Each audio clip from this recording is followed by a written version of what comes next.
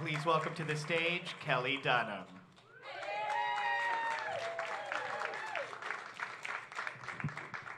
Hey, storytellers, how you doing? All right, so I'm just going to run through this really quick because we have a packed show tonight. First of all, this is your very first queer memoir. You've never been to a queer memoir event before. Not even just here, but like when it used to happen in an apartment or like underneath the bridge or whatever. So this is your first queer memoir. Show of applause or show of hands or something. Okay, all right. How did you hear about the show? Please tell me how you heard about the show. Yell it out, just like... Okay, all right, great. So friend, caveat, newsletter, stub. I don't know what that means, but stuff. Oh, perfect, yeah. That makes so much more sense than stub. Facebook. Oh, Facebook, finally. Yeah, so Facebook does not allow us to advertise queer events anymore. If you have the word queer in your event, no, that's the thing, because it's a social issue. So, to be honest, queer memoir, this is how I get a crowd for queer memoir usually. Hey, we're having a queer memoir. Everyone comes. So I've gotten lazy, so I really need help telling folks about queer memoir because Facebook does not allow us to do that anymore because Facebook is full of shit. So, in so many ways, like us not being able to advertise queer memoir is like literally the least worst thing, right? But anyway, okay, so a few quick things about queer memoir for folks who have not been here before. We are a storytelling show that mixes performers and writers and people who have never been on a stage in their life. And because of that, if somebody comes to the stage, and queer memoir old heads will know what to do. Somebody comes to the stage and says, "I'm nervous, what do you do?" All right, thank you very much. Queer Memoir co-founder Jenny Murphy, her dad tricked the audience one time into giving a standing ovation by asking them to stand up and then saying, "I'm nervous." So you can also do that, storytellers, if you need a standing ovation. Because of that, we only introduce by first name, and there is a lot of, I tried to like put lots of information about folks in the Facebook and in the Facebook, oh my God, I'm a mom, in the Facebook, in the book of face. I put it on your book of face. And also on the Instagram and even the Queer Memoir website, that's what that's called, about folks. So please follow up and find out what they're doing. But for just introductions, we just say first name so that everyone kind of comes to the stage, knocking over the microphone with the right hand, with the same kind of introduction. I think that's some of the most important things you need to know. There's some fun additions to Queer Memoir, including we're now doing a commemorative coloring sheet every month. And also there'll be some more things happening later on, but for now, right now, I just wanted to introduce our very first storyteller, Morgan.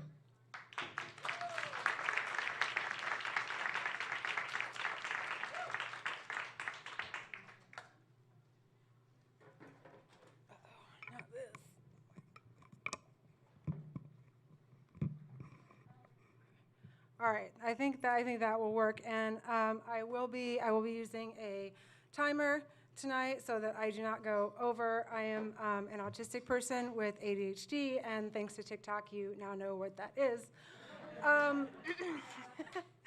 If you don't, the good news is you can laugh at me or with me, and I won't know the difference. That is a joke. I'm actually highly attuned to shifts of emotion in a room. I will notice, I just won't care.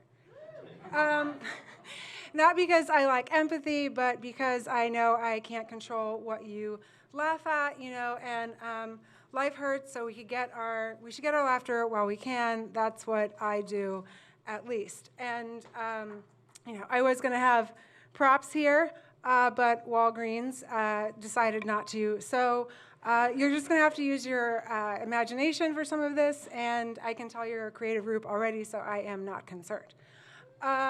So in case you can't tell by looking at me, I am a Black woman of mixed race parentage,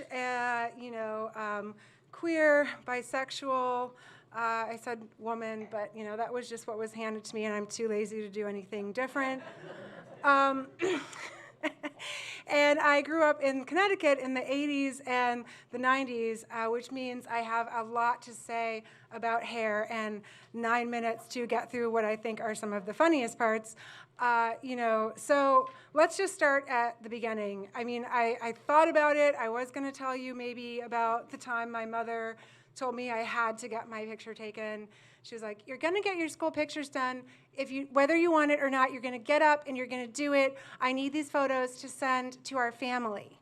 So I dyed my hair bright red, and I put on all red clothes and asked for an orange background because I wanted to look like I was on fire. There was the time my college girlfriend and I took a lot of mushrooms, and we decided we needed to know what my scalp looked like, and the only way to do that, of course, is to shave your head.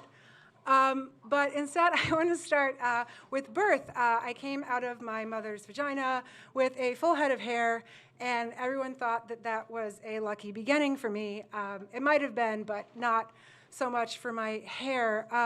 At this point, it's important to know that when I was born, my dad was 62 years old. I'll do some quick math so you don't have to, waste time doing that. He was born in 1918, the same year as Nelson Mandela. If he was still alive today, he would be 103 years old. So he had some old-fashioned ideas.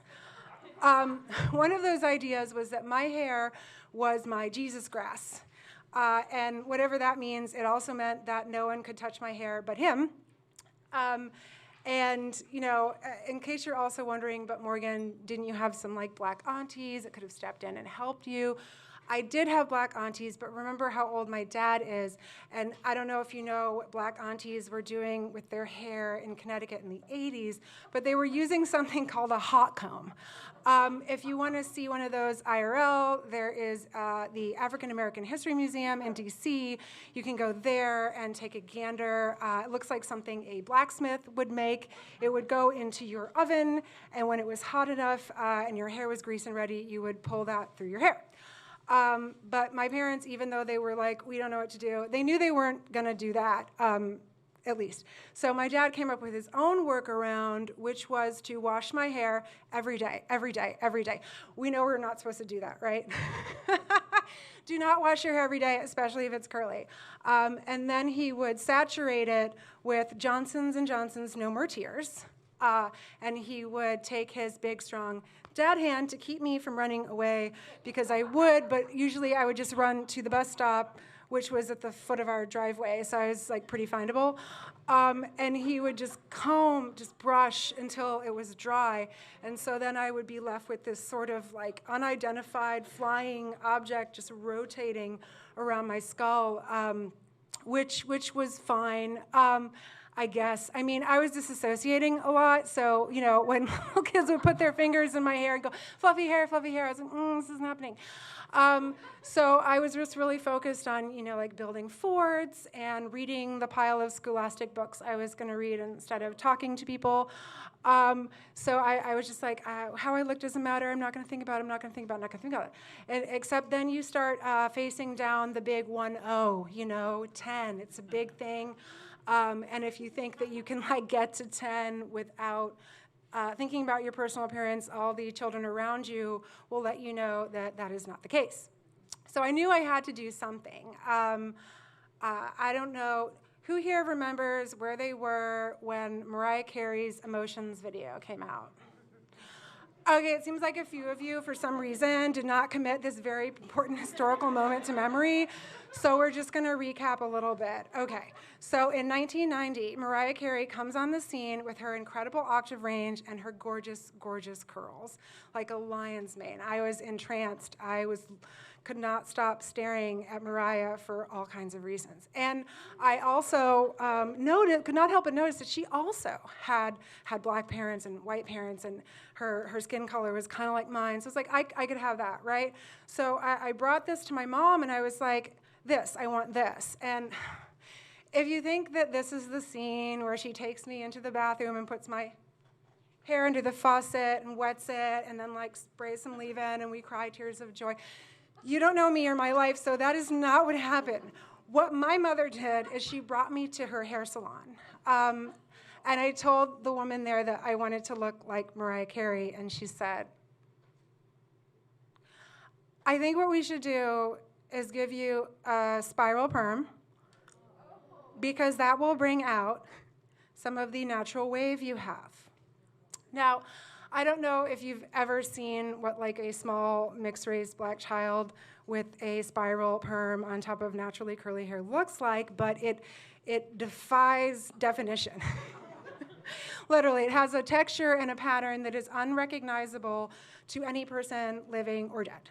So I hid my shame under a baseball cap and went to school, but children are as perceptive as they are cruel, so they pulled the cap off and gathered around me to laugh until I cried. Now, I did fight back, but unfortunately, as a skinny asthmatic kid, that only made them laugh harder, so that did not work out. So I went home, and this time I went to my dad, and I was like, Dad, help. And he had some advice about bullies, but nothing about hair. So then on goes 2 more years of hair horrors that we can't get into right now. And then finally, before my 8th grade year, I went on strike. I was like, that's it, I'm done. I'm not leaving the house until you figure it out. You made me in your bodies. I'm not adopted. I've seen the photos of the birth. Don't be gross. And I know that like you should be able to figure this out, man. Like just figure out what I'm supposed to look like. I'm not leaving the house. I'm not going to school. I'm done. So my dad finally sprung into action because my education was at stake. And he called every single black woman that he knew. And he got a list of hair salons. And he went to them. And then he found a place called Rosella's Sharp Touch Hair Salon. And Rosella was finally able to help me. Should have done that a lot sooner. And so, yeah, you know, we now have YouTube tutorials, so no one will have this story again, which is great, and also gives me a corner on the market. But I used to tell people to make black friends, but it turns out Michael Harriot from The Root recently ran the numbers, and in order for every white person in America to have at least one black friend, that means every black person in America, including the babies, has to have at least 5 white friends, which I think is child abuse. So don't do that. If you're gonna get black babies, whether homegrown or store-bought, just watch the tutorials. A lot of you will not be able to make black friends for one reason or another. There's books, there's shows, there's lots out there. The museum's pretty dope, hair combs and all. And thank you guys so much for listening to this.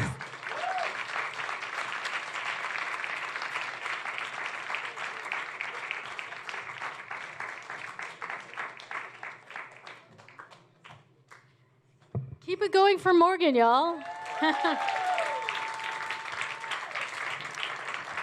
Strong educational component, not something we always have with queer memoirs, so I appreciate that. I'm wearing so much popcorn seasoning on my shirt right now. All right, our next storyteller coming to the stage is Srilatha.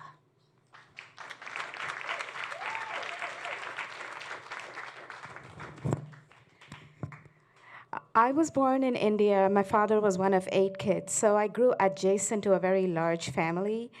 And the standard of beauty in my family was hair. Basically, all through my childhood, the most beautiful person in the family was my aunt Gauri, my father's sister, who was like me, like the way I look right now. She was pretty short, but she also had like hair that almost touched her feet. And she was the most beautiful person in the family. When I was a child, I once met a great aunt, my father's aunt. She had no hair. Like she was sitting in a corner. Her face was always like eyes closed. Her face was always like not smiling.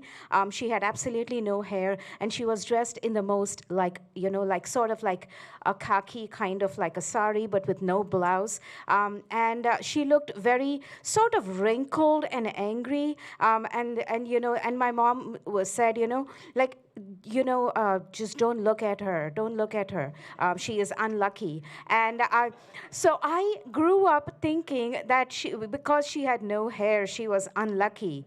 And that, you know, if I didn't have hair, I would be kind of like ostracized. No one would look at me. So it was a very scary thing growing up. But I also grew up in Bombay, which is a very, like, you know, like a very westernized city. Even at that time when I was growing up in the like late 80s and 90s, it was. because I went to a Catholic school, and I would see my friends like going with haircuts and like short hairs. I would see like we weren't, in my family, we always had to have our hair braided. We weren't allowed to let our hair loose either, because that was also considered unlucky. Which in school, I would see my friends, and sometimes I would wish I could have a haircut. I think in high school, I once asked, can I have a haircut? And my grandma said, if you do, then I cannot eat for a month because I have to pay for your sins. So, yeah, I didn't have a haircut. But also, it was awkward because I was also getting puberty hair on my face. And people would make fun of me in school. And I grew up very self-conscious. And I also, at that time, later, I realized that this old aunt, this was in high school, she was like forced, she was a young widow. Like as soon as her husband died, she was forced by the family to shave off her head. So that I learned in high school, which also made me feel extremely like upset with like my family, and that's when I started like questioning everything they were saying.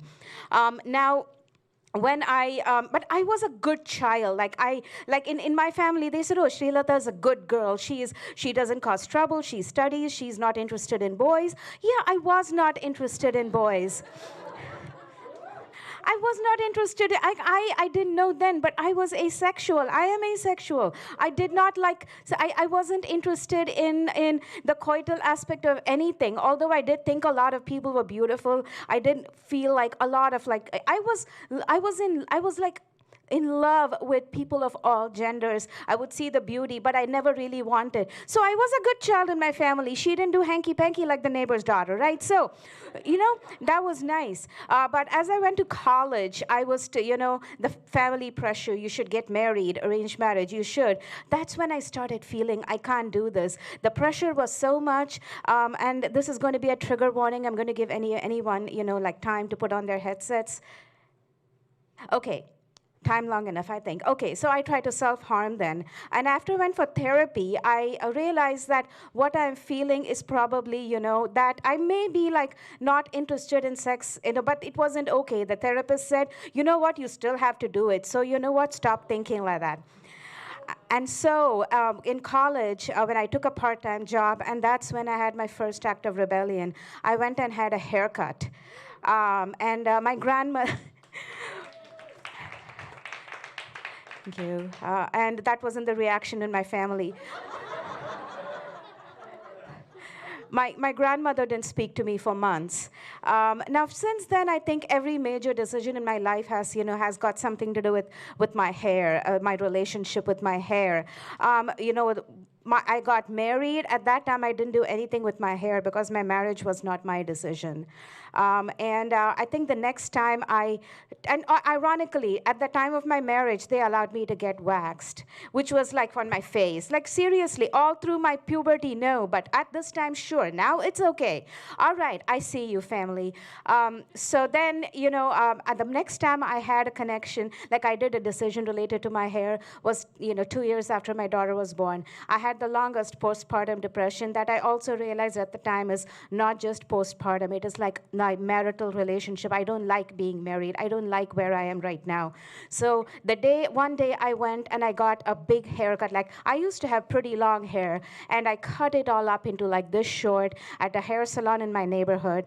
And I came out feeling light, very light. And I told my then husband, I don't want to, be married, and I want to be single again. Yeah.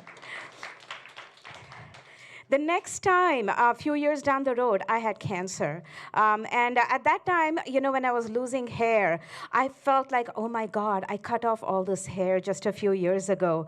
But, ironically, I was also having facial hair and body hair at that time. So I was like losing hair as well as going for waxing, which seemed like very harsh. So I was like, my hair is trying to send me a lesson somewhere.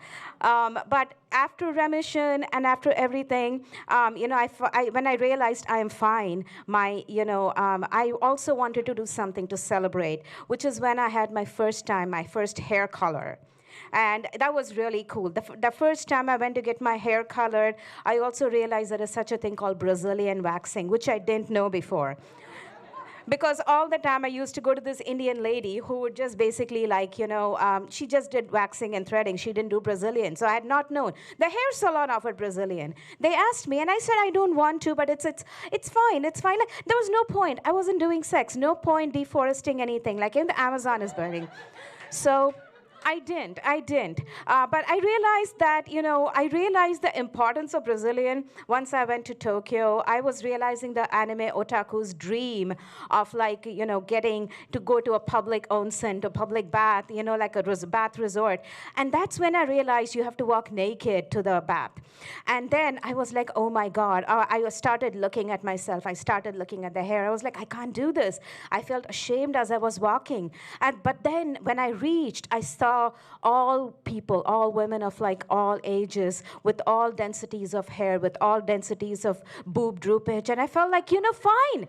I felt, ironically, that nakedness made me feel accepted about my own hair, about my own body. That's basically, during the pandemic, I had one chin hair that was curling up this way, and every day I was under lockdown alone. I would look at it and think, oh my God, yeah, this exists, and therefore my body is still capable of sustaining life. So, my relationship with my hair is complicated. My daughter told me last week that, Mom, I came across a baby picture. You used to have such beautiful hair. And then she said, but you know what? You look happier now and still beautiful. So that's a thing I'm taking. But I also think that my great aunt would have probably looked beautiful once, like when she was happy, however the brief moments she had. So I think of her a lot these days, and hopefully she's at peace wherever she is. I'm Srilatha Rajamani, my set of hairy anecdotes. Thank you all so much.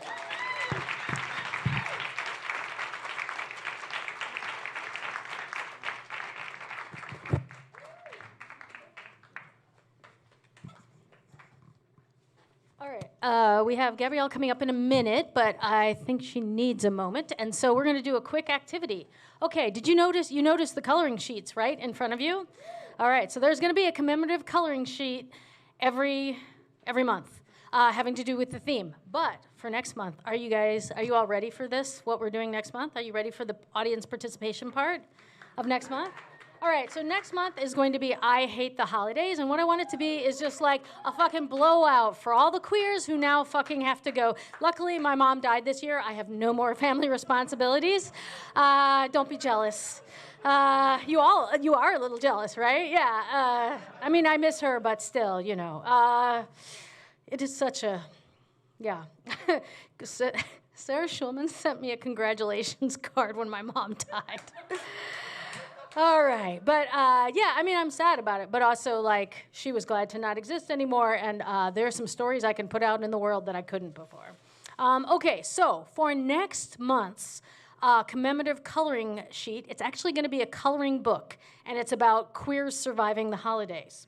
So I have postcards here that say, here is my one-line story about why I hate the holidays. Please illustrate it for the Queer Memoir coloring book. So write your one-line story. Also write whether you want me to include a name or a different name, or, please don't do it under somebody else's name. You don't fuck with somebody like that, please. And I'll put it in the coloring book, and everyone who comes next month, will get a Queer Memoir survival coloring book, okay? So my friend Wade is gonna come up here, and Wade is going to pass out the cards. But I can't see Wade, but I know Wade will come up. Wade brought dinosaurs, little plastic dinosaurs, to the show tonight. So if anyone needs a plastic dinosaur, I just want you to know that Wade brought some. So, yeah, right, okay. So, so please be thinking about that. I'm going to collect them towards the end. And it's not going to go we're not selling it or anything. It's, not trying to make money on other people's stories. Just want to have something for folks to take home, because now we have to go back with our biological families now that it is not actually physically dangerous. Okay. Yeah. Exactly. That's why I'm so glad my mom's dead. Okay, all right. I'm not supposed to say I'm not glad my mom's dead. It's just a relief. Okay. Obviously, this is something I should have worked out in therapy before I started talking about it on stage. Whatever. Yeah, it totally is. This is my church for sure, 100%. All right, and I already have one. Thanks, Johanna. All right, and I'd like to bring to the stage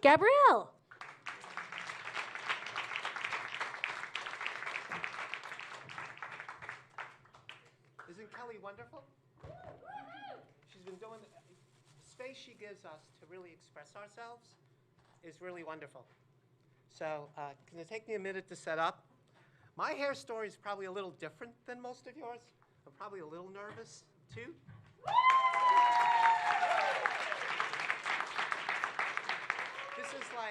This is my second time doing this, and I know that you feel more comfortable, and having a space where we can express ourselves is really important. I didn't know that we could do PowerPoints, so I actually made a bunch of photos.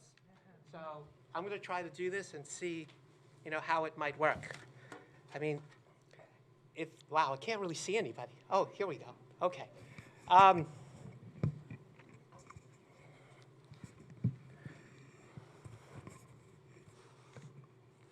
You guys all would look at me, and you'd see that I look like pretty much any typical girl.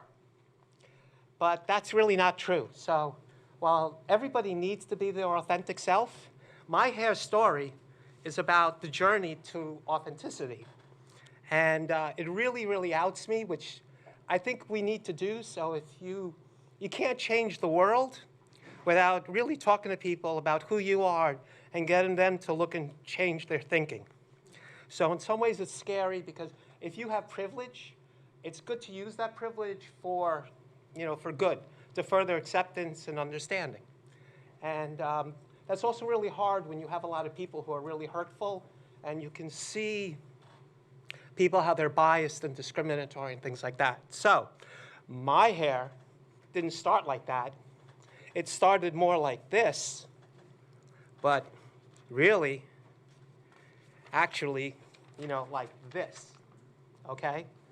So, okay, I had a crew cut. And when until this story started, I honestly really didn't realize how much hair made such a difference in our lives. And when I looked at pictures, especially over the last 6 years, but I actually have been expressing gender since I've been 10 years old, in the 60s and the 70s, and not understanding why. So for me, it was dressing up female, when I didn't, when I was born assigned male at birth. And that is, a time when you couldn't talk to anybody. If you told somebody you felt differently than you looked, they would put you in the loony bin. I mean, it's really actually, traumatizing. You kept everything to yourself. And then if you had parents that really didn't hear you anyway, that even kind of made it worse. And for me, relationships ended the minute anybody found out that I expressed things other than being a typical boy. Everything ended, everything changed. Marriages, relationships, the abandonment was terrible, too. So, what I really did see in this photo was how much sadness I had in my eyes, and that really was different. And even, Kelli had said something about going to therapy for, relief after your mom passed. In some ways, for me, the 80s and 90s and going through conversion therapy to try to save a relationship was really terrible. And I got sadder and sadder, and my health was bad. Emotionally, I was in a really bad place. I never really got to the point of committing suicide. I kind of just felt like I was going through the motions and existing. But then when my mom passed, actually on D-Day 2007, so it's like, maybe that was my Pearl Harbor, where I could actually say, all right, I really need to be myself more. And growing up on Long Island, well, no, I grew up in Queens, and eventually I moved out to the island because that's, I'm an engineer by background. I found a group called Femme Fever that really allowed to express yourself, to be yourself at private parties.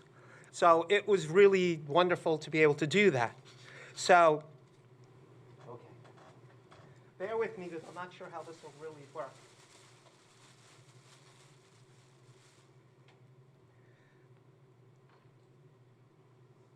So for any of you that really, who are aware of the difference between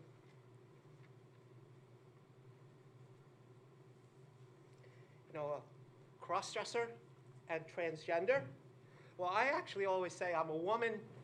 I needed to make my mind and body match. And I needed to take a transgender journey to make things, you know, have my mind and body match.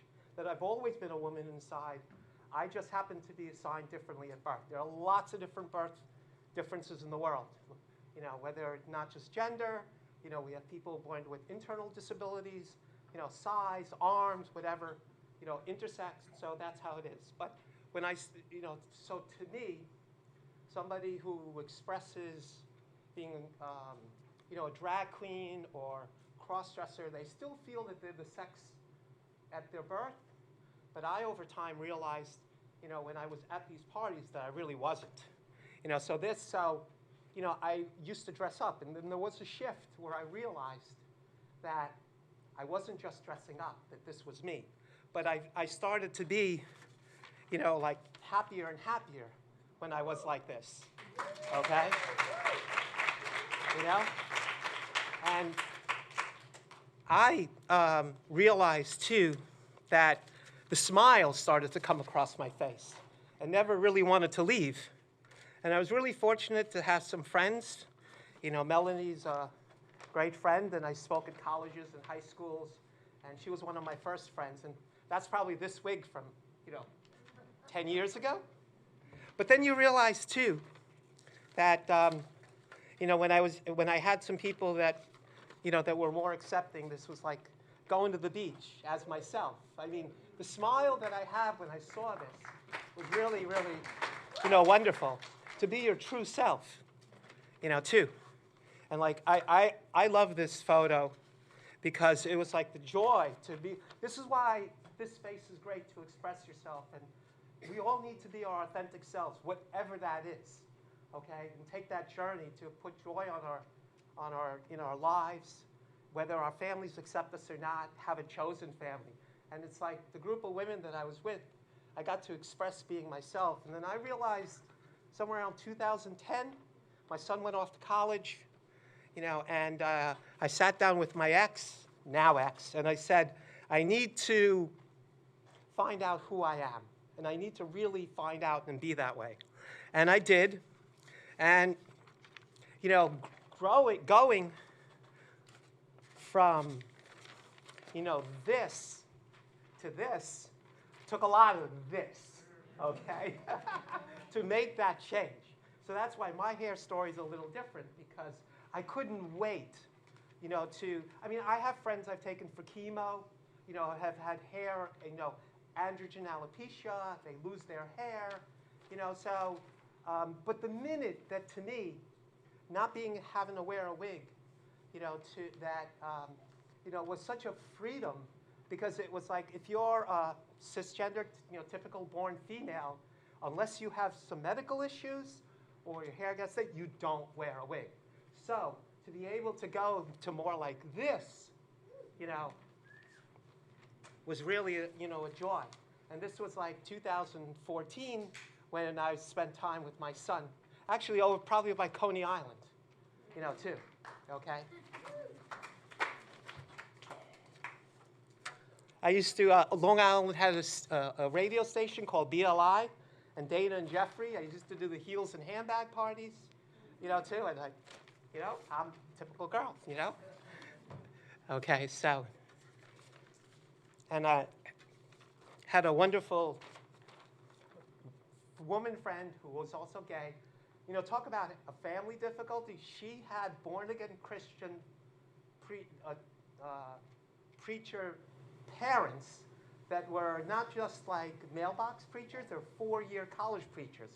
And they had a real hard time with her, but she had one gay brother, a bi sister, a sister who was trans but started life as a gay man. So talk about not accepting your kids. You know, that's actually was really sad. So we were actually really close, and that was really, you know, some of my hair. But then one of the things that happened, and I didn't really find out till recently, that when you have surgery, you can actually really be affected, you know, by the anesthesia, you know, too. So I had, you know, I had my gender surgery in early 2015, just at a different time, you know. And then I had a reaction because of something the nurses did. I drank too much carbonated soda before one of the days of surgery.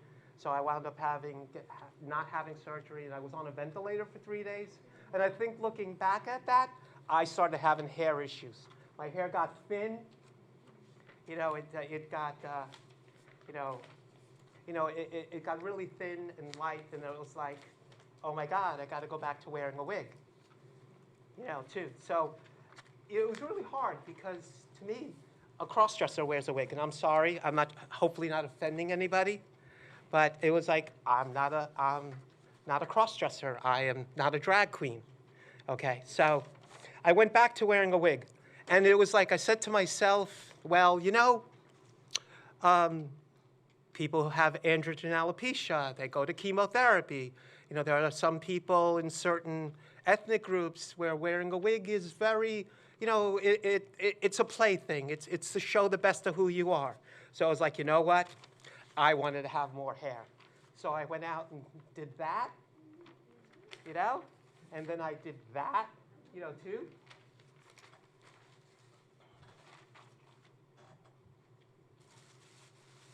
So I was like, and I still really like them. They're, more, who can say have more hair is always great? You can never have too much hair, And it still is really nice, and I would actually, really wear it, too. But the chance when I really realized that my hair could grow in, and I can be, more like this, because then when I got older, I never had facial surgery, because to me, it was like, hormones were really, really kind to me. I had the reaction that a 20-year-old would have, going through puberty and having hormones, and I had it in my early 50s, which is really, really unusual. So I really think a lot of my DNA is, very female, but something kind of happened in utero. My parents were escaping from Hungary during the revolution. They got fired upon, so I think it was a little traumatic. And maybe a couple of messages, RNA, DNA, whatever, got messed up, too. So, but it was really wonderful to be able to, have hair. And then, although I never had a lot of male features, I never had an Adam's apple, which was unusual, I started to see some of my old self. So I had a little bit of surgery to kind of change the bone structure.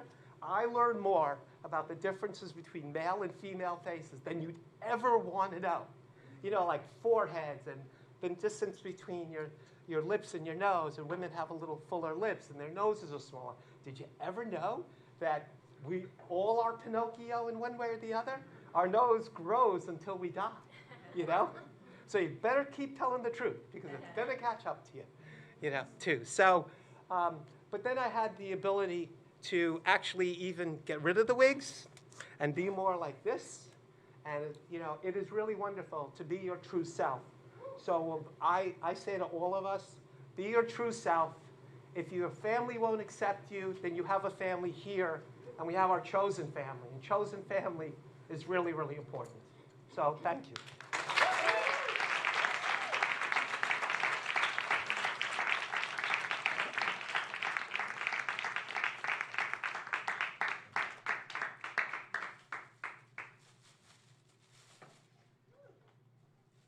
Keep it going for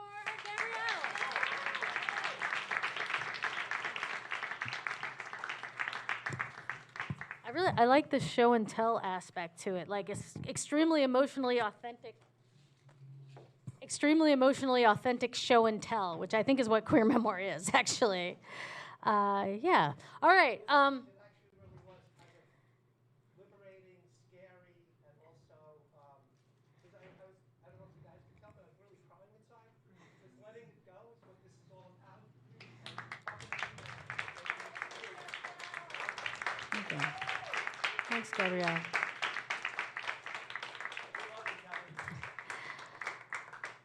All right. I'm going to welcome our next storyteller, Glo.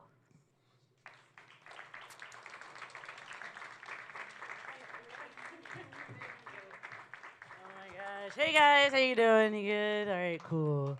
Oh my God, y'all, this is gonna be interesting because hair has been a journey for me just because I don't know, the black community, like everything is connected to hair, and I hate that shit. Cause like, yeah, it makes you feel like you have to be, like, unless you look this way, no one's gonna accept you. You know what I mean? Like, we had a saying, and I don't know if you guys know this, cause especially for the white people, this is what the secret that we're keeping in the black household. You can't let it leave these doors, okay?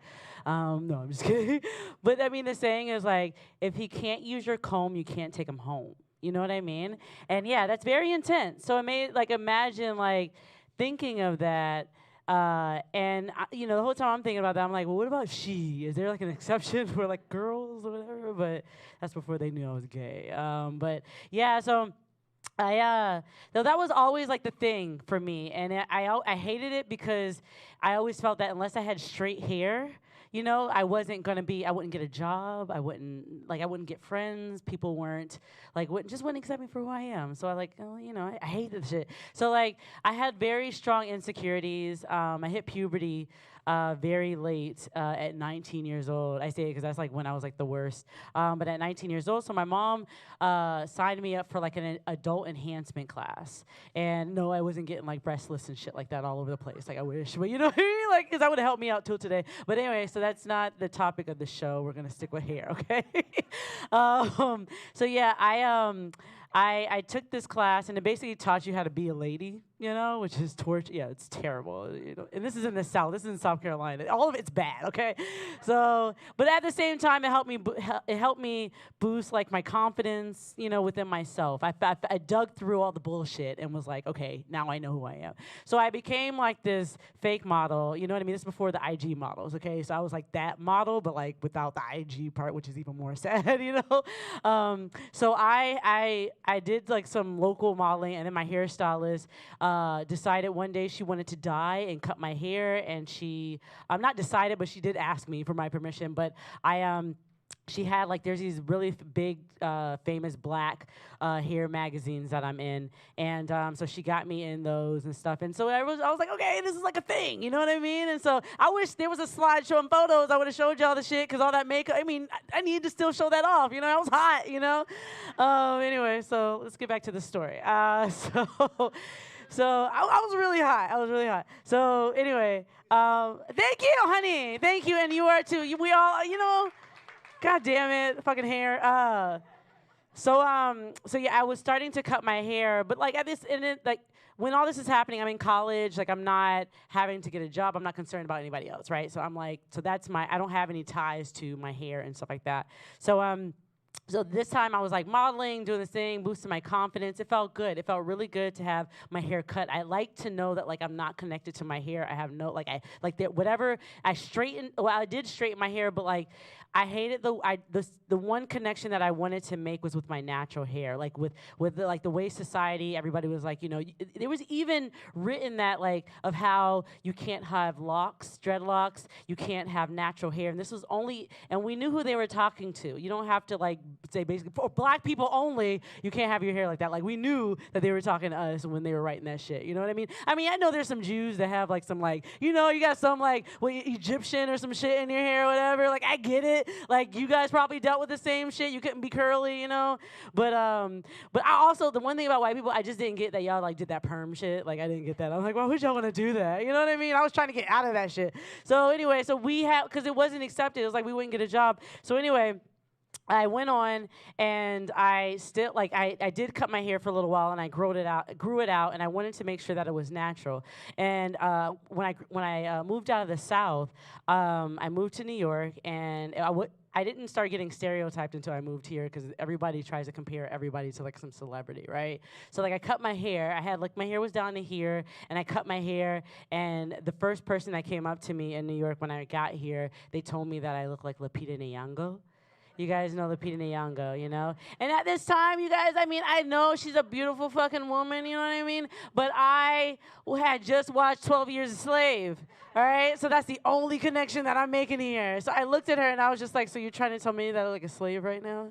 You guys, she wanted no parts of that conversation. She just ran out. She was like, oh, wrong place, wrong time, right? So I knew that like I could not. I knew that like I had to do something about this. And when I got a job, so I started. I'm a comedian now, but I originally was supposed to go to dental school. It's a long story. I dropped out, didn't want to do it anymore. Okay. So then I started working for a bunch of doctors so that I can fund my comedy career, right? So I started working for a bunch of doctors, and that's when it got fucking weird. All right. So I started working for all types of doctors, and there was one Jewish doctor that was just like, he looked at me, and I had like this curly afro, and he looked at me, and he was like, "Gloria, is that your hair?" And I was just like, if it makes me more natural, then yes. You know, like I was just like, okay. Because he too had a curly afro, you know, I was just like, I was like, real recognize real, I see you, you know. So yeah, that happened, and it wasn't until I had another dog, and these are all men, all right? So this is, of course, because in this country, men are the only ones that make decisions over our hair, our vaginas, like, over our private parts, whatever, you know what I mean? Like, they always have a say, and I feel like I can't even speak out loud unless I get approval from them, you know what I mean? That is just sarcasm, but you guys get it. So like, this one guy sat me down, he brought me in the office, and we were about to have an office party. I worked for this engineer, and I just did administrative work for him, but he called me in. I thought he was going to sit me down and like talk to me about the party or something like that, and he was just like, "Why does your hair grow in like that?" And I'm just like, yeah. I was like, well, this is my natural hair, you know, like this is how I grew my hair. Like, what you talking about? And so he was just like, well, he was like, what? He's like, can you comb it? Like, do you mind cutting it off? Yeah, I know. This is before I knew anything about EEOC claims, okay? So, like, you guys bear with me, guys. but yeah, so I was just like, and my eyes were just so red because the only thing I can think about is I need that job, you know? And so I was really pissed off because I'm like, why do I have to get treated like this in order to feel accepted, you know? Yeah, it's all good. I cried, and I'm out of tears right now at this point. But, like, I was just like, I was so mad, and he knew that I was upset, and I think in a way he knew that he had a bad place, and he really could get in a lot of trouble if, like, I really just decided to, like, tell people and shit. So he gave me my last paycheck on that day because he knew it was fucked up. Yeah, it was all fucked up, and I just left peacefully because, you know, these days it's not good if you're black and you act differently. You know what I mean? You get like angry. They don't like that shit, right? So I just went ahead and left peacefully. And I did work for an orthodontist who was like really dope. It was a Jewish doctor, and I love the holidays. You guys have a dope, right? Like, I love all the time off. Thank you. I'm mentioning so many Jewish people because I just want to thank you for having all these holidays, like, for me. But I've always been the only black girl in my office, so it's just always been different for me, you know? And this office was a little bit different. I felt really respected. Like, people were very nice and kind there. But you know that, so what I did was that's when, like, they made me feel so comfortable, then I was just like, oh, let me wear all these weaves and shit. So I had, like, one day I would have short hair like this, and then the next day I would have, like, hair down to here, and they're just like, you know, like, there came a point where somebody had to say something at some point, you know? And I saw it in their eyes every Monday morning they would come in, and they were just so scared that they were going to offend me that they were just like, hey, Gloria, did something happen to Gloria? She looks different today, you guys. Should we call the office meeting? Office meeting here. Something happened to Gloria. We need to talk about this shit. You know what I mean? So I just felt that was happening. That was my perception of everybody when, like, they just saw the eyes. I'm like, what is going through your heads? Like, I literally want to have, like, a discussion right now. We're like, what do you guys think when people? No, I'm just kidding. But yeah, that was my journey, and that's really just all I had, because that was my journey toward, like, where I am now. Because, like, right before the pandemic, I had, like, at this point I had, like, cut off all my hair. My mom was there still telling me, you can't get a job. You know, you need to watch your image and shit like that. I'm like, I'm a comedian. Like, nobody gives a fuck. They're just like, oh, I like that shit. They're gonna like it either way. You know, you're telling jokes, you're making them laugh. As long as you do that, they can give a fuck. You can look like a trash bag. You know what I mean? You can't actually look like a trash bag. You always get what I mean, right? Anyway, sorry, I need your approval on that. But I just need a head nod, like, you guys, I'm not a weirdo, right? My mom was still sweating it, and I know it was more because she's scared of my identity. She's scared of me looking too queer. She's scared of me looking gay. And my mom loves gay people to the point where it's disgusting, right? I'm just like, could you go do it already, you know? But she's scared. She's scared for me. She's scared for my safety, and that part I give her, like, you know, the benefit of the doubt for, like, all her bullshit that I have to deal with. You know what I mean? So congratulations on your mom dying too. I'm just kidding. No, I'm not gonna say that. But I would say that, like, yeah, so she was worried about that. And for me, I was just like, it's a fucking pandemic. We're gonna die anyways. You know what I mean? Like, who gives a fuck? And but right before the pandemic, they finally dropped that bullshit of how you can't have dreadlocks in the fucking workplace, okay? Because this shit is discriminating against other people, right? So that's like, now we can, and in the military, now people even in the military can have fucking locks. You can have it, right? So yeah, so it's a beautiful thing. God bless America. We're here now, and yeah, so pretty much I locked my hair. I give 2 fucks about like what other people think. And I probably got more pussy since I got like this hair than anything. So thank you all. Good night.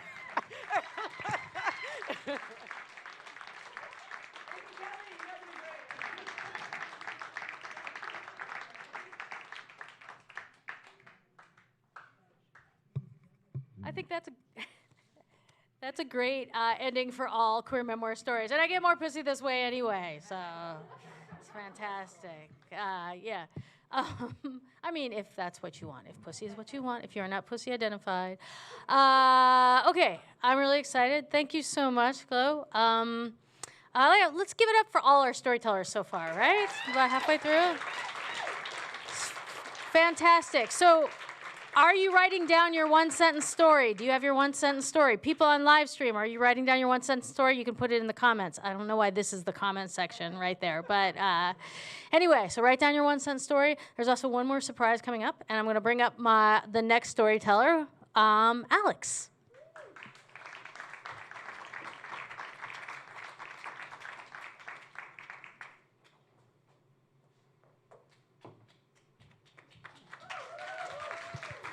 Hey everyone, how's it going?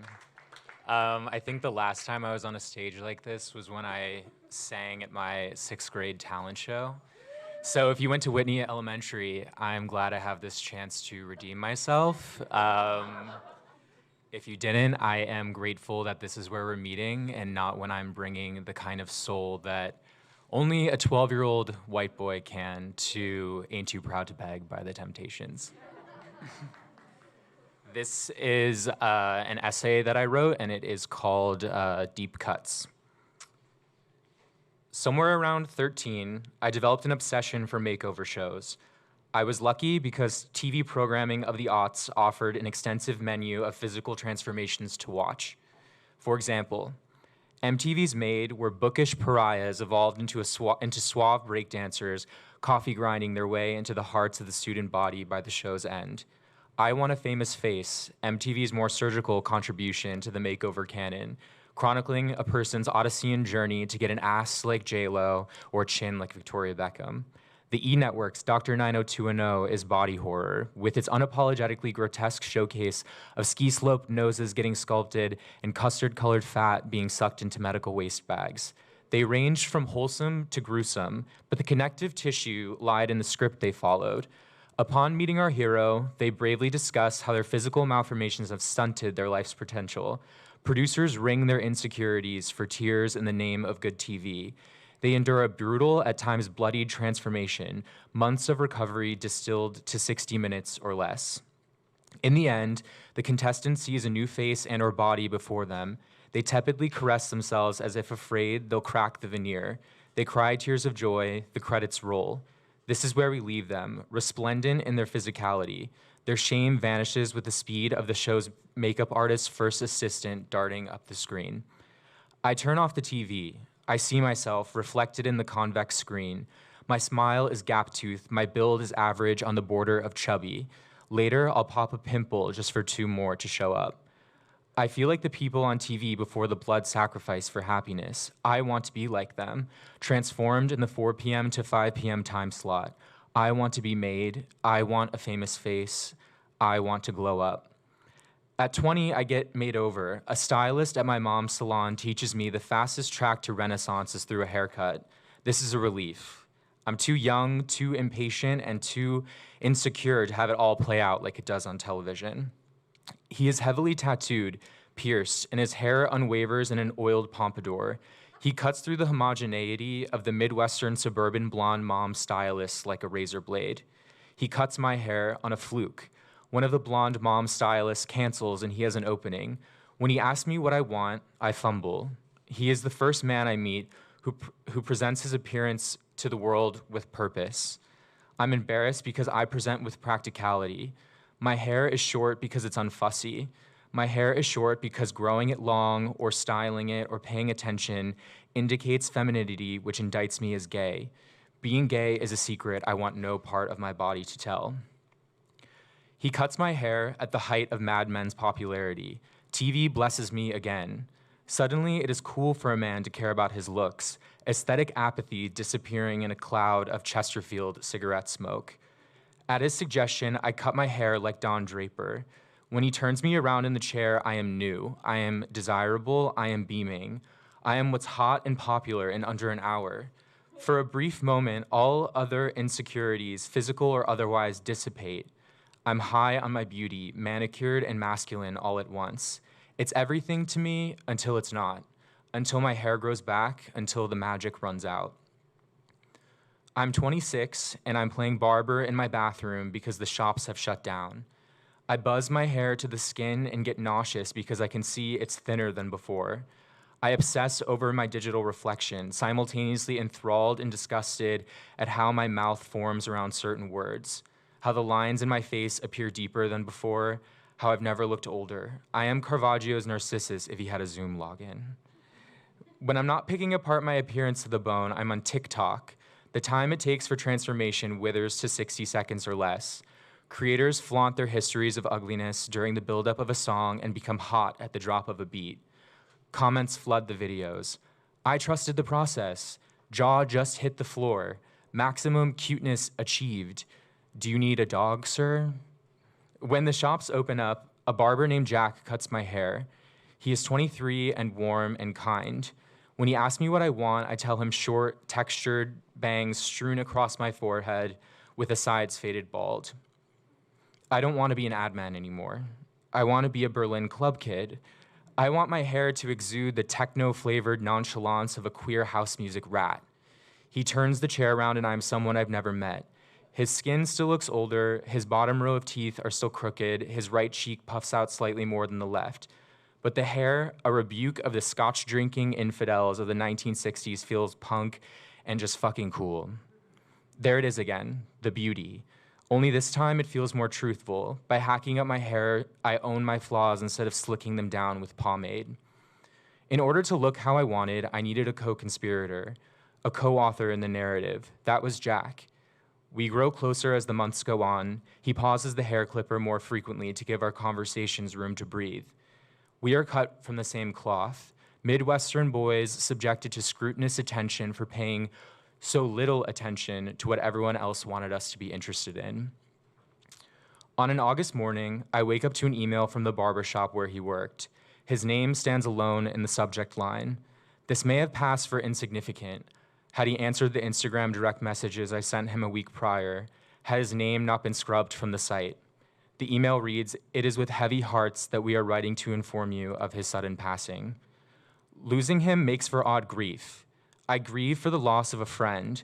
I grieve for how he'll never make me feel beautiful in only the way that he could. I grieve for the day he turned me around in a chair and helped me find something that I thought I'd lost. Mourning the loss of him cutting my hair feels vile and unproductive. How can I contaminate the grief of a young life snuffed out with the loss of a good haircut? But he understood me.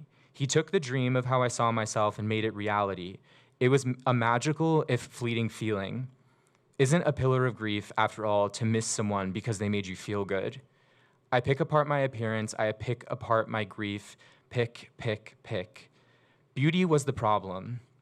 If it is so shallow, why do I seem to always be drowning in it, chasing deeper into its oceanic depths for that feeling of being desired, to be wanted by others and be wanted by myself, for that feeling of bliss, that lack of worry in how people perceive the face and body you show them every day?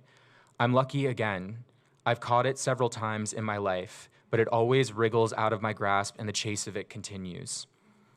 I think of the stars of the makeover shows, their smiles, their happy tears, the promise of a better life given to them by surgeons, mentors, and breakdance champions.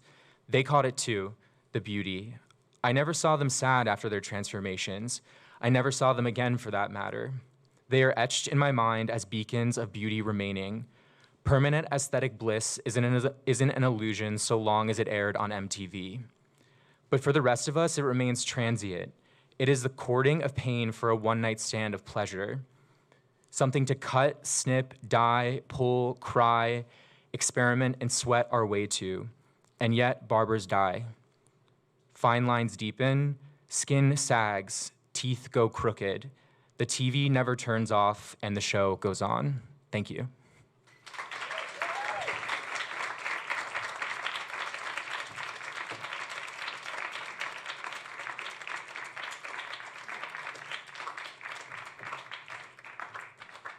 Keep it going for Alex.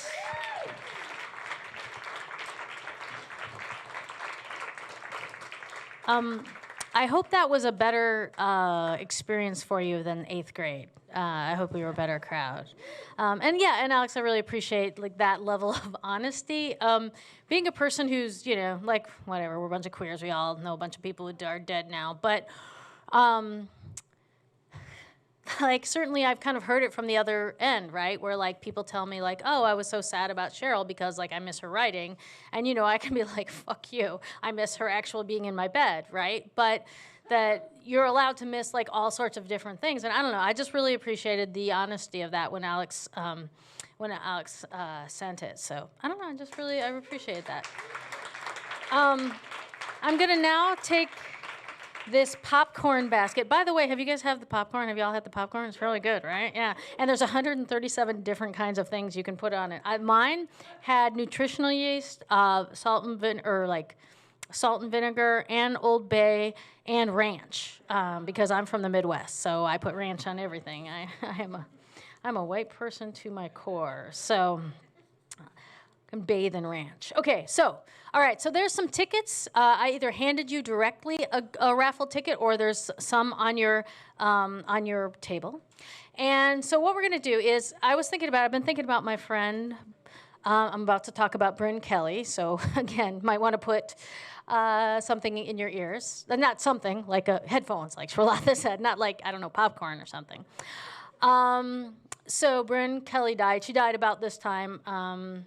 2015, so like it was actually 2016 in January. And she also cut hair, among other things. And she was also she did Queer Memoir a bunch of times. And she was also a fucking smartass. And we were one time walking somewhere, and I was like, yeah, but like queer stories are a gift. And she was like, yeah, like Kelly, like a gift from your abusive uncle. Yes, yeah, like a gift from your abusive uncle who like barely knows you, and all he calls you by the wrong name and like made fun of your nose your entire childhood. Like, yeah, like that kind of gift. I mean, sometimes it's good, sometimes it's bad.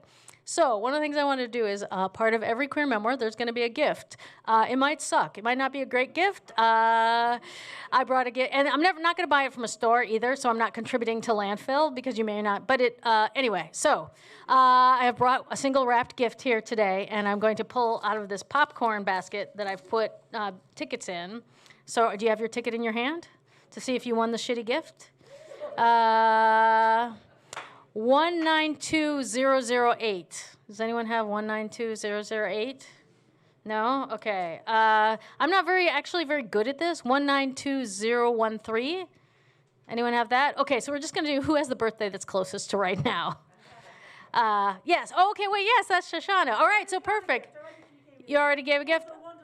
Okay, so it was a wonderful gift that I gave her, but this is a shitty gift. So, so Shoshana, why don't you pick somebody to get a gift?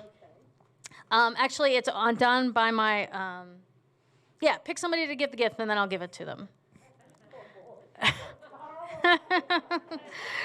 Obviously, I should get better with raffle tickets, but I think I might have put them all in the basket, the ones that I didn't give out, so I don't want to actually take that much more time. I wasn't going to admit that, but I felt like I could admit that with you all.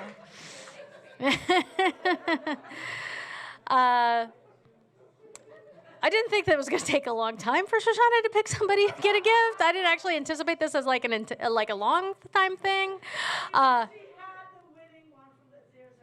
Oh, okay, all right. So, Shoshana, could you please get the gift that's wrapped on my chair? It's like wrapped in blue tissue paper in such a way that if my mom were alive, she would die because it is so poorly wrapped. Like, my mom was a great gift wrapper, and I never really got to it. Okay, all right, so there will be shitty gifts because stories are sometimes, sometimes they're like a mixed bag, right? So, anyway, and sometimes you pass them along and it's a little lighter to carry. All right, I'm really excited about our next storyteller. All the, 3 or 4 of the storytellers tonight just responded to this, the pitch form. So this is how, you can get on Queer Memoir by coming up to me and say, hey, I have a story to tell at Queer Memoir. That's, one easy way. But also fill out the pitch form. What we're looking for is folks who haven't been up here before. That is what we're looking for. So I'm really excited that Andy is now going to come to the stage. Give it up for Andy.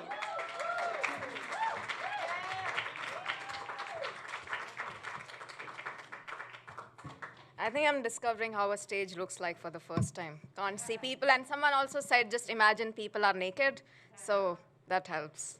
So I think we are talking about moms a lot. Maybe that's where I'll start my story. Okay, so my story is my hair made me gay. I hope that's a funny topic itself. I'll tell you how it began. My hair made me gay, and it was actually my mom who instigated it because she was the one who was very vocal about how she did not like my hair when I started getting skin fades and crew cuts. But then she was the one who also made me get short hair as a kid because she didn't have enough time to braid my hair before school.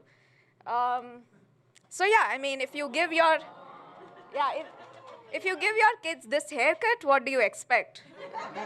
That they'll turn out gay. I am joking, of course,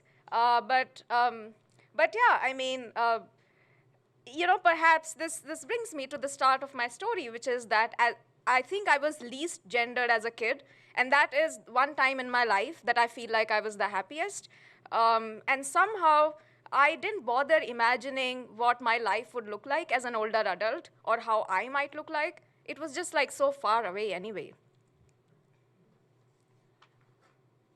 So my memory fails me, but I can't remember how I got to the tomboy hair phase of my life.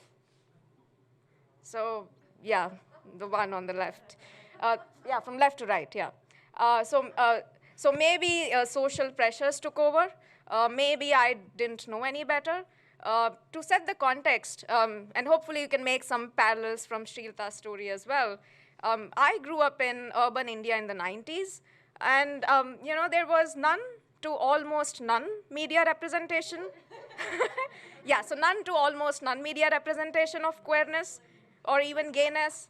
And when I say no media representation, I mean it. It means blank slate, pin drop silence, nothing, nada. It was like being queer didn't exist. All I could see were communities of native South Asian trans people. Hijra, Aravani, Jogappa are some of them. They had no option but to be visible. They were often underprivileged and exposed to state violence. But as a kid, I didn't know their history or who they were, and the big media didn't tell us about grassroots activism of the 90s in which there was some understanding of being queer. So I lived with pin drop silence and that haircut, and focused on my grades, not surprising for an Indian kid, right? And I got really, really upset anytime a family member mentioned marriage. So there was this Bollywood movie in the 1998 called Kuch Kuch Hota Hai. Loose translation is I Feel Something in My Heart. And it gave me this character called Anjali. This is Anjali. Played by a very popular Bollywood actress called Kajol, opposite a famous Bollywood actor called Shah Rukh Khan. And I mean, it took over people's imaginations. It was huge. So Anjali was a tomboy who played basketball, beat up boys, and was secretly in love with her male best friend, Rahul. I mean, that's the best I could get in the 90s. I never faked an interest in men, but I could be a tomboy like Anjali and just be a school nerd. So that is it. That was my life. I call it the Great Depression of my teens. which only intensified as I started to come out to myself at 15. So maybe, like I said, in Indian society, you were expected to look like this. I looked like this, but I really just wanted to look like this. Yeah. So yeah, I mean, it was hard. My hair was still shoulder length, like the slide I showed you before. But the world had started to shift a little bit, I think. There were men growing their hair and wearing hairbands. I had some access to dial-up internet at home, which was a huge privilege, which saved my life. I saw Shane in an L-Word episode on YouTube, and I remember thinking, wow, I can't figure out this person's gender. Amazing. So what happened was I started getting exposed to Western gayness in all its glory, and it helped, even when there were no role models closer home. I cut my hair at 20. It wasn't a skin fade. It was a pixie cut. Many women had shorter hair by then, so I guess it was okay. I grew up thinking that looking good is not for me. Maybe I will work hard, have a good career, but looking good, no. But when I cut my hair, I remember feeling like, wow, I think I can look good. And it was revolutionary, really. Well, now we are on the moral slippery slope, folks. It didn't take very long to get to the skin fades. But it wasn't easy to find a hairdresser who could do it. I remember once I got this really bad haircut while trying to get a hairdresser to cut it really short. And I kept telling them to cut it shorter and shorter, and it looked bad. And I think it was heartbreaking because I felt like maybe I shouldn't try to look good. But eventually, I learned how to say, I want a skin fade. I also started to navigate being stared at in washrooms, and in general, I started saying, well, it gets hot in the summer here, so I like it this way. Or I said, look at Kiran Bedi. That's Kiran Bedi. So Kiran Bedi was the first Indian female person to join police forces, very respected, very popular, looked boyish, questionable politics, but like I said, I was trying to survive. By mid-20s, I was privileged enough to have discovered butchness, to discover being genderqueer, to be masculine of center. I discovered queer community. I got comfortable, and the hair just blended in, even when the society was at odds. I built financial independence, which helped me to have whatever the fuck hair I wanted. It's sad that I have to bargain with capitalism to have a safe space. But that was my reality. In many ways, that's our reality, so I did what I had to do. I will joke and say that my hair made me gay, but what I really mean is that my hair is so intertwined with my journey and my queerness. As much as I struggled with my hair and the social perceptions of it, when I was able to have the words and the resources to make my hair look the way I wanted, it lessened my gender dysphoria, it made me feel handsome, and it embodies a big part of my journey to where I am today, transmasculine, non-binary, South Asian, and queer as fuck. Thanks, everyone.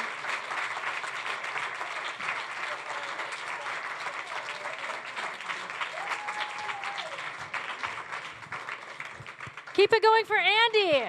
All right.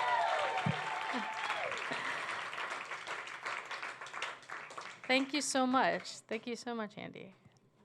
Our next storyteller is Patty.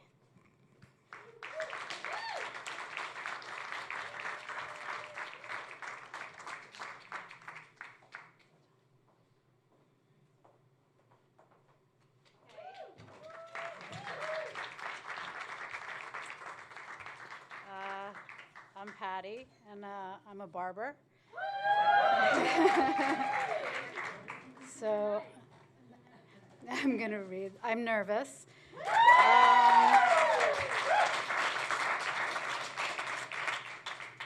All right. I'm happy to be here. This story grew out of a piece I wrote for BuzzFeed in 2017.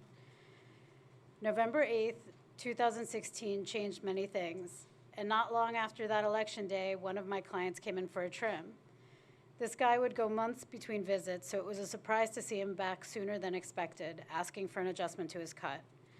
At dinner with his wife and friends, he explained he'd been told he looked like one of the Breitbart guys.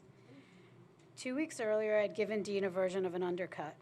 Although he didn't ask for the cut by name, it fit the description of what he wanted, a low-maintenance, sharp, easy-to-groom style that made him look handsome and debulked his hair.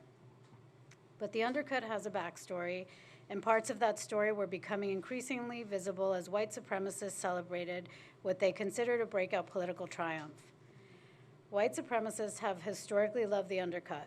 When Hitler's Nazis rose to power, its members embraced the undercut as a way to connect with the military success of the Prussian armies from the 1880s, who wore it and called it the island cut, due to the placement of hair at the top of the head surrounded by bald sides.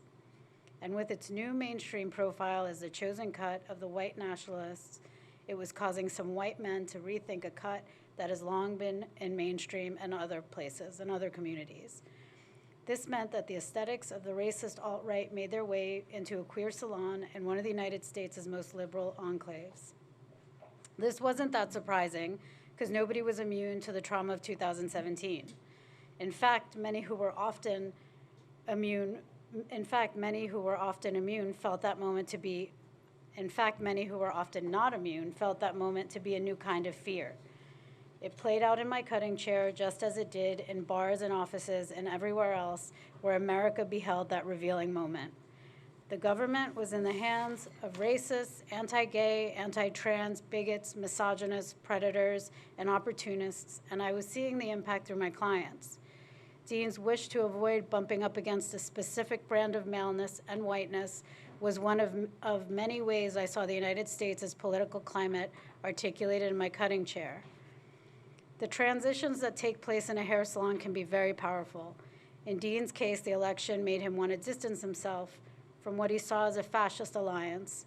I also understood it as a shifting perspective for Dean from what he was seeing to how he was seen, both personally and politically. His gaze turned in on himself. Altering your hair for political or even religious purposes is not new.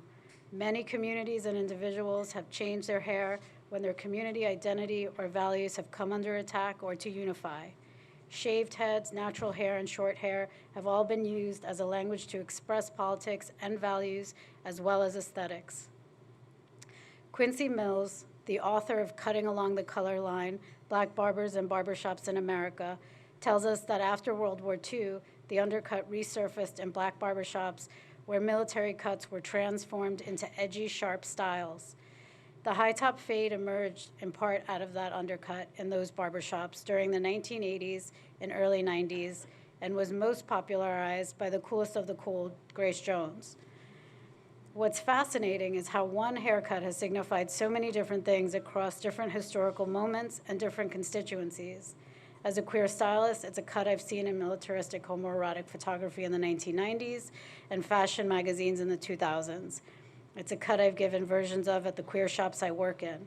It has been part of the aesthetic language in the queer community for years, put to particularly good use by people identifying themselves as she or non-binary. The cut is androgynous and sharp and can be used in many different ways. It can pull long hair away from femininity without going into masculinity. This past weekend, I had a kid come in with their parent. The kid was ready to slide from she to she-they, their words. They showed me a picture of an undercut and wanted to highlight their mask quality with it. So that's what we did, or that's what I did. Afterwards, my coworker and I watched this little person stare at themselves in the mirror like they were meeting someone new. It was moving and visceral. Haircutting is a medium with a language all cutters use, queer or not. Cuts are not inherently queer or straight. People activate the same cut in different ways, and so really seeing the client matters.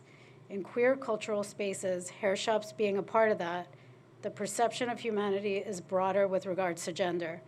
It's a constant dialogue and mode of expression to understand gender and everything outside its borders. These conversations take place between client and stylist, between the stylist and their own culture, and between the stylist and the mirror reflection of the client. That's not to say that's the only idea considered in a cut. There's personality, the material itself, and desire. In these spaces, you are asked, what are your pronouns? Are you doing masc, femme, androgynous, a mix of it all? How slowly or quickly is your process? The reverence placed on seeing you permeates the experience in the queer shops I work in. It builds in the space's aesthetic and creates an environment of possibility and safety in regards to the visual language of your hair, of you, regardless of your orientation. To see someone and to be seen is healing. After the Orlando massacre, one of my clients, a teacher, teared up in my chair because no one mentioned the tragedy at his job. He felt isolated and alone. He felt isolated and alone with his grief and said he felt comfort on the way to his cut, knowing he was going to a place where the queer flag hung in the window.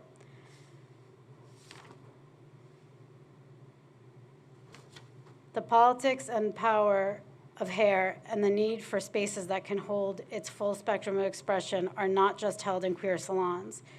They need to be honored in all spaces. In 2019, California passed the Crown Act, which stands for Create a Respectful and Open Workplace for Natural Hair, which prohibits discrimination based on hairstyle or hair texture on the state level. It's the first of its kind. In other words, hair holds a lot. Thank you.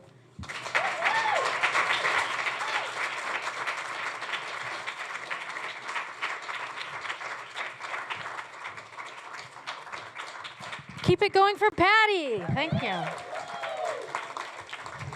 Also, it's really fucking hard to get a person who cuts hair to come here on a Sunday afternoon because you know what they're doing on a Sunday afternoon? Fucking cutting hair. Yeah. So thank you so much for being here. And also, I hope it's like, because I feel like this is a little bit of an ode to our barbers. You know what I mean? Like, I feel like, I remember, actually, I was on something the other day that they asked me what gives me gender euphoria. And I was saying, really, getting my hair cut is one of the biggest things, like being at a barbershop and getting my hair cut. Like the first time I had, instead of like a dowdy middle-aged housewife look, like a butch dyke look, or whatever it is, whatever this is, I don't know.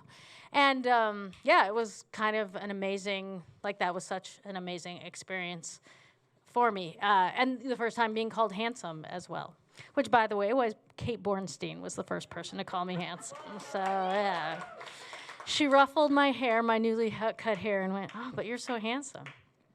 Anyway, so there is, of course, more to that story. But being called handsome was kind of one of the most important pieces of it. So thank you so much, Patty, for sharing, and also for basically the huge emotional labor that hair folks do in our community. So. And communities. All right, we have one more storyteller I'm really excited about. She has traveled from Beacon, New York, so that's far away. Welcome to the stage, Donna. Hi, everybody. How's this height? Yeah, I think it's pretty good. I wish I could see your eyes, but I'm just going to imagine them out there. And that was an amazing story, Patty, so thank you. So I love my hair.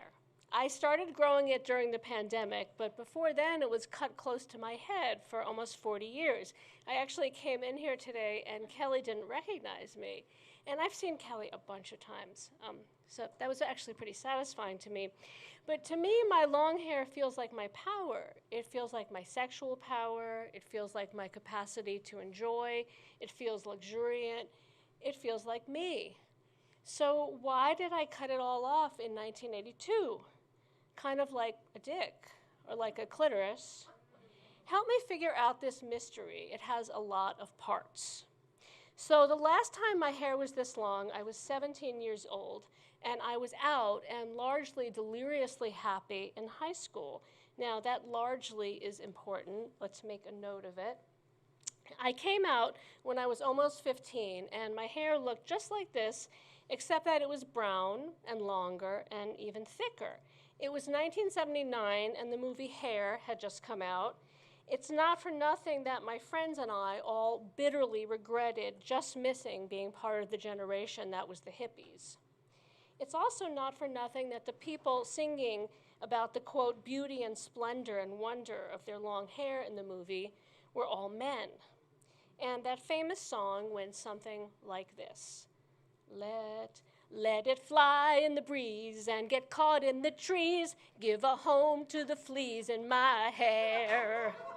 A home for the fleas, a hive for the buzzing bees, and as for words, there ain't no words for the beauty, the splendor, the wonder of my hair.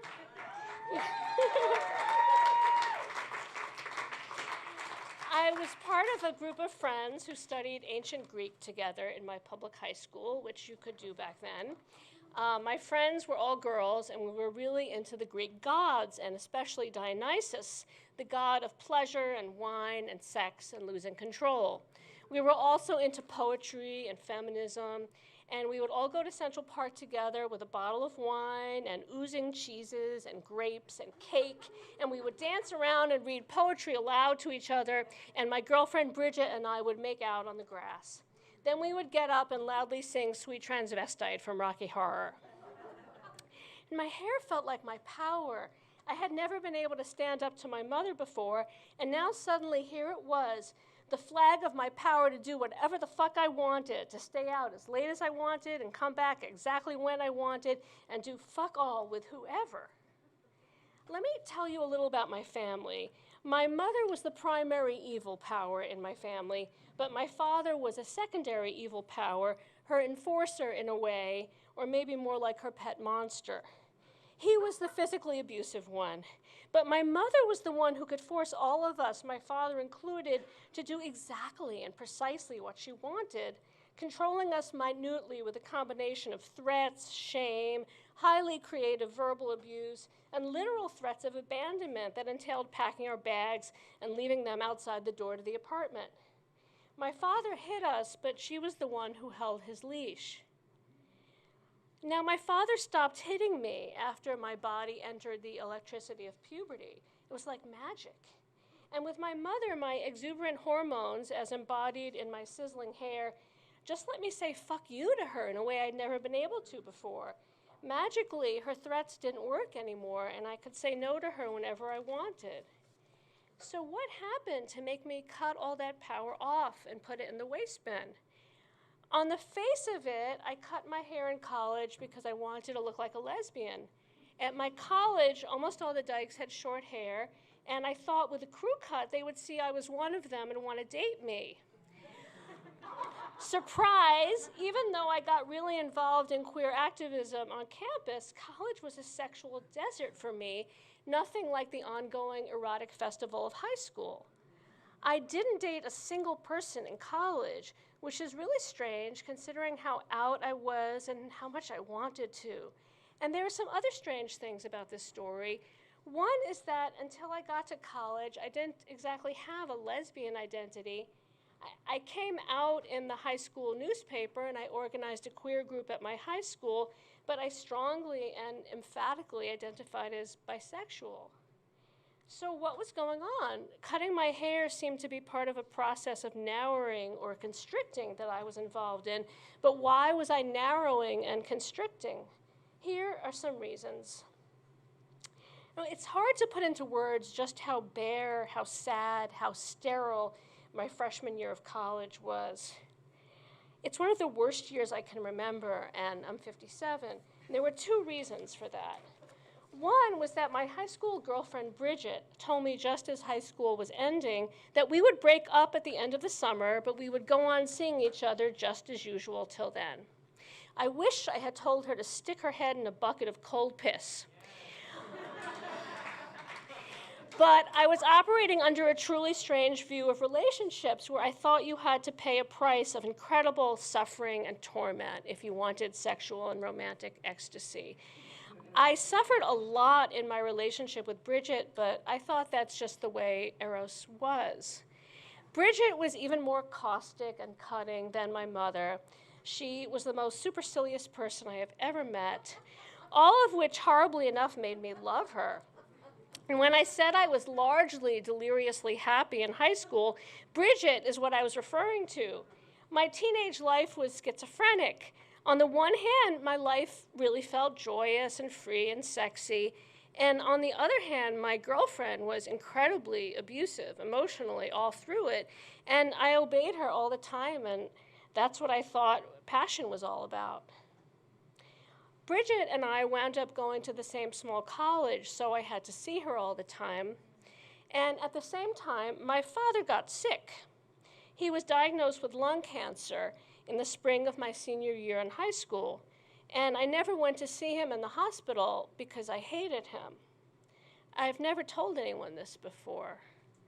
I had been scared of him for years, and when he was hitting me, I often wished that he would die.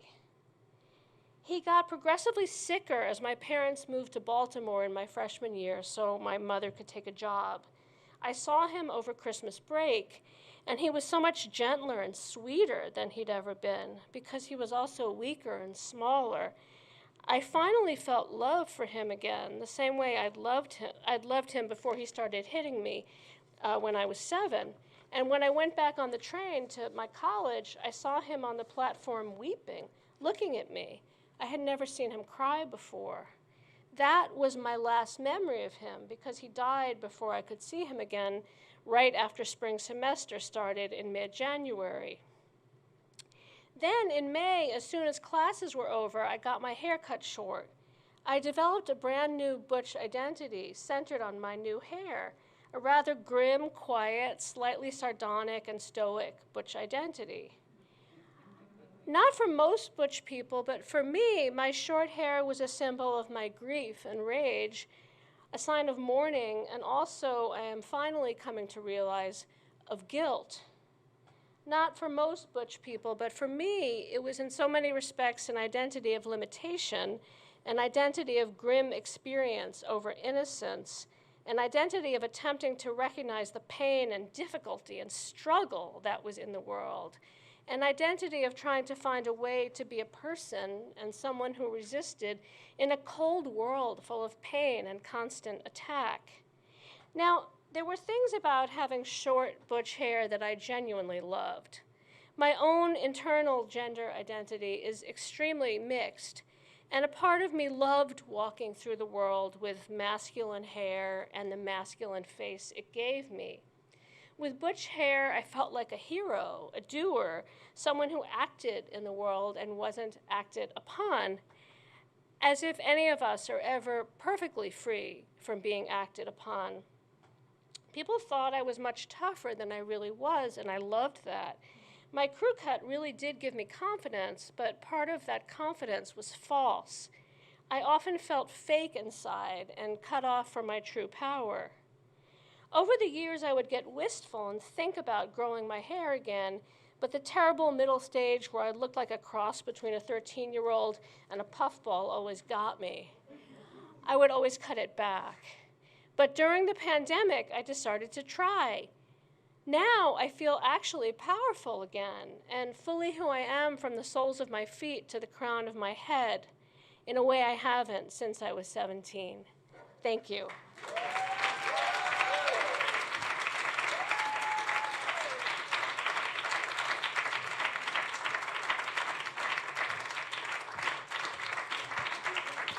Keep it going for Donna. I literally just put my lips accidentally on the microphone, caveat people, so if you can give me, if we have antiseptic, I'm sorry about that.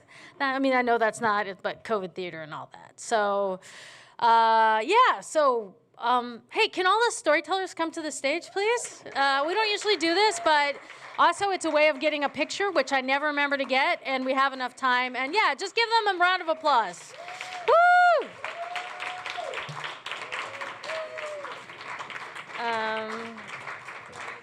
Yes, please, yeah. We're gonna have to kind of double up here. Like maybe getting closer. Yeah, I think so. Can you get us in? Maybe this should be somewhere else? Yeah. All right. Is that, are folks in? All right.